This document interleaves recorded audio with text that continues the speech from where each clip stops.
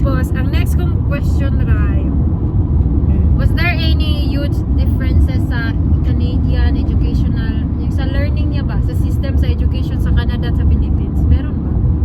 Yeah, malaki. Malaki? Malaki. For me, mas comprehensive ang study sa Philippines.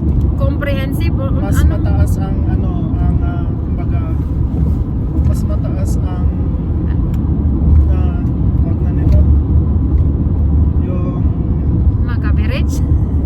kumbaga mas mahirap sa Philippines pero mas in-depth ang pag-aaral. Doon? Oh, dito sa Canada, relax lang. For me, personally, mas madali kang pumasa dito kaysa sa Pilipinas. Ang pinagkaiba na masasabi ko dito sa Canadian, stricto sila sa academic integrity. So lahat ng assignment, projects, hindi mo lang dapat siya basta copy-paste sa internet. Kailangan ikaw mismo yung gagawa ng mga Words mo talaga? Yeah, kasi dito chine-check talaga yan. Kapag nakita na may plagiarism ka, ano yan? Hindi pwede. Grounds for ano yan, marereprimand ka. Pwedeng i-fail ka agad sa subject or depende sa professor. Sa Philippines kasi normally kapag ganyan mga madaming assignment project, copy-paste okay na. Okay na. Dito sa Canada Parang bawal. gugupitin mo lang, lalagyan mo lang. Academic integrity, sobrang pandito, sobrang strict. But other than that, kuwan naman, for me mas maganda pa rin ang study sa Philippines. Mas maganda doon, right? Yeah. Eh, yung sinasabi nila na ang school hindi naman nagtuturo kung feeling ko mas tinuturo dito sa sinasabi mo mas Depende. maganda yung life skills, more on integrated siya sa life skills ba na ano na Depende siguro yan kasi karamihan ng international students dito sa Canada, mga postgraduate kasi yan eh. mga masters no, mga ano. Hindi naman necessarily masters, mga certificate, diploma, postgraduate lahat. Normally, ganon. So, kumbaga, ang naisip ko lang before, siguro mataas ng expectation sa inyo kasi technically you're professional na. Alam nyo na yung kwan, alam nyo na kung ano yung mga ginagawa nyo ba. So, hindi na siya spoon feeding. Hindi lahat ituturo sa school. Hindi siya spoon feeding kasi postgraduate nga eh. Oo, hindi na. Hindi na. Dapat nga, di ba, nag-change na nga ang education na sa Pilipinas, ginawang OBE, parang outcomes-based knowledge na lang daw siya.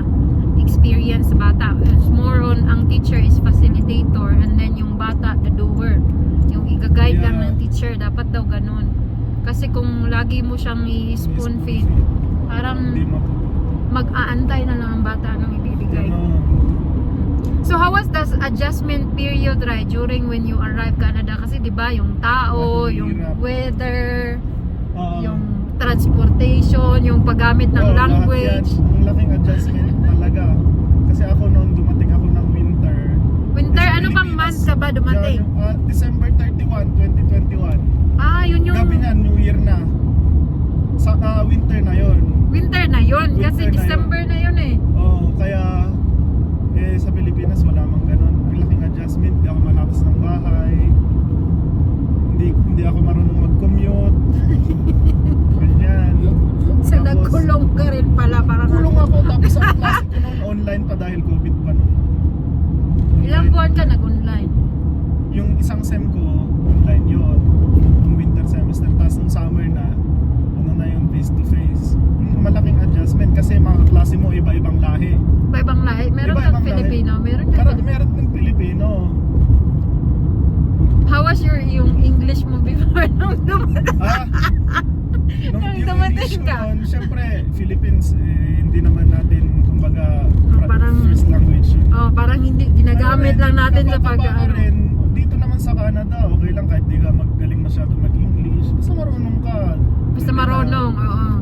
Pero siyempre, eventually, matututo ka rin. Kumbaga, mas nahahasa yung English mo as you stay here in Canada. Mas maganda kasi parang mapipilitan ka talagang gamitin yung language. Siyempre, nasa English country ka na eh. Nasa English speaking country. Wala kang choice. Kaya maski kami minsan mga Pilipino, nag-i-Englishan kami. Oh, hindi na kayo Training mahihiya. lang ba? Oh, hindi na kayo mahiya kasi ang palibot mo, you're surrounded with ano na, puro Tiga mo, English. ikaw nga nag-English. Oh, nag-English na ako talaga, charota. English speaking ka na.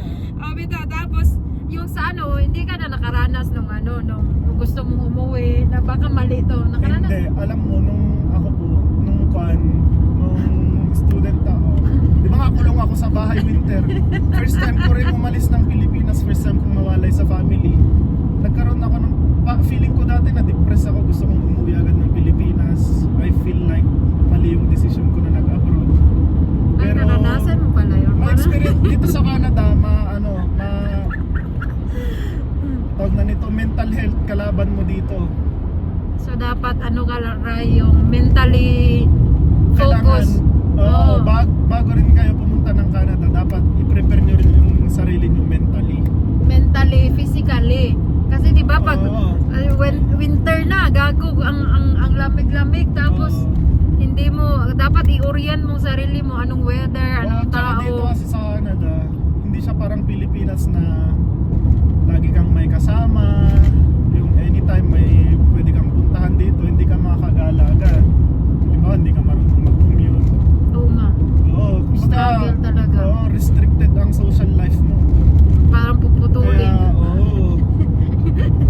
Yun yung sobra akong nanibago noon, walang social life. Pero gala ka ba? Gala ka ba? Sa Philippines, very extrovert ako.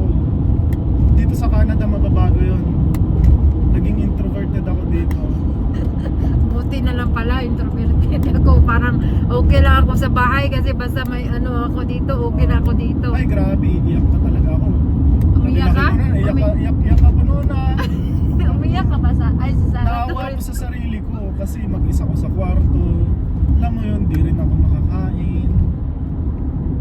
Ganun ba? Na ano din ka pala? Sobrang hirap. Lalo kung first time mong mag-abroad. Sobrang hirap. Grabe talaga.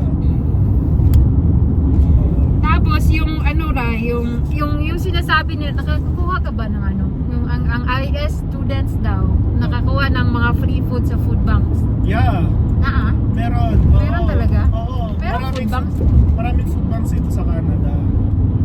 Pwede ka lang kumuha ng food supply mo doon. Walang bayad. All Free for juice. free. Eh, pero hindi naman expired. Free lahat.